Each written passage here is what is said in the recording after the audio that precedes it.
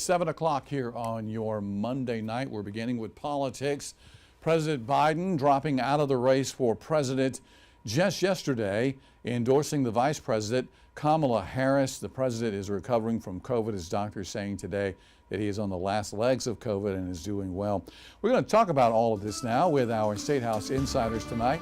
Trav Robertson, our Democratic strategist, Dave Wilson, our Republican strategist. All right, so last week we talked about this on a Thursday. There was some reporting on Thursday of last week that the president was going to drop out of the race by Sunday. At that time, it was like, no, that's not true. It's not true. But Trav, at the end of the day, he drops out of the race on Sunday. Right, and I think that it clearly demonstrates, JR, a very selfless act on his part. At the end of the day, people don't give up power. Normally it has to be taken, but he preaches, he loves this country, he loves democracy, and at the end of the day, our great strength is the transition and peaceful transition of power, and that's what he did. So the Saturday before we had Donald Trump get shot, the Sunday after we have Joe Biden dropping out, and so it has completely, it's been like this two-step politically for the last week, trying to figure out what in the world is going to be going on. And you see this entire shift happening right now. You've got this happening not only with Kamala Harris now stepping in most likely as the presumptive direction that the Democratic Party seems to be going. And how does that play against Donald Trump? And so, Trump-Vance ticket has begun its work.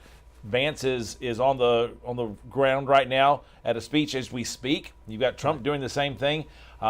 Who Kamala Harris is going to end up picking is huge. But keep in mind, it was South Carolina that made a huge difference in this ticket even existing right now. So is there a chance that other candidates could come forward between now and the Democratic National Convention? I mean, the window is very short, and frankly, it's because of J.D. Vance's home state of Oklahoma and some type of rule change about the certification. Ohio. I'm in Ohio, Yeah, excuse me, not Oklahoma. Yep.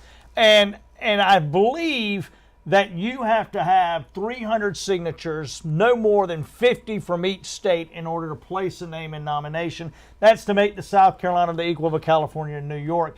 The window is getting short, and there's discussion now as to whether we will virtually put into roll call the vice president and into the presidential slot and then her presumptive pick for VP. Well, even last night, though, Trav, you were sitting there on a conference call last night with Why you got to tell my stuff to because everybody I love like telling that? your My stuff to God, everybody. man. Here we go. But the Tennessee Democrats have already turned around and said they're going to be supporting. Right.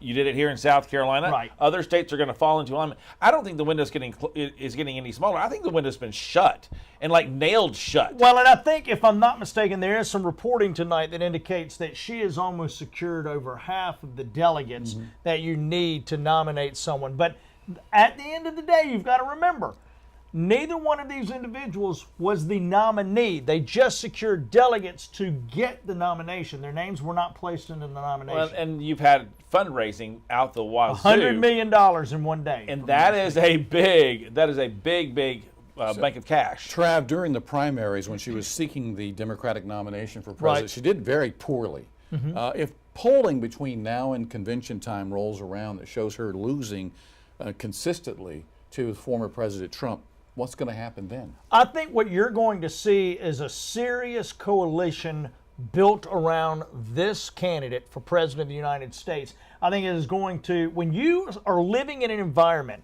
where women's rights are constantly under assault and laws are being passed to eliminate women having a choice in their own medical freedom, you're going to see a broad coalition that coalesces around this candidate for president, and I think it's going to shock not only certain segments of America, but the world. But Dave, I know the former president and his team saying, bring it on. They're happy to go up against Kamala Harris right now. They feel that she's a weaker candidate. I mean, she did not do well in the presidential primaries when she tried it in 2016. She has not been seen as a powerhouse in the administration and has not really been given that role to step up into. Now, Trav and I have talked off the air about the fact that, when all of a sudden you become a nominee, things change. Change completely. And when that happens, and if that does take place, there's going to be a natural bump. The question is, does it have enough sustainability to get to November? But guys, think about this for 1 minute.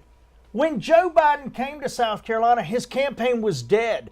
People were saying he couldn't win the nomination, and by God, he's just finished one of the most productive three and a But half let's be years honest- of any president in the Let's history be of our honest country. about that one, Trav, though. The reason for that is Jim Clyburn, the 6th congressional district congressman, made a huge impact and turned Joe Biden in from a 5th place, also ran, to the 1st place. You did it in South Carolina when the Democrats decided to put South Carolina first to I keep him didn't at the say top of the Jim ballot. Clyburn didn't have anything to do with it. My But point South is Carolina's, this.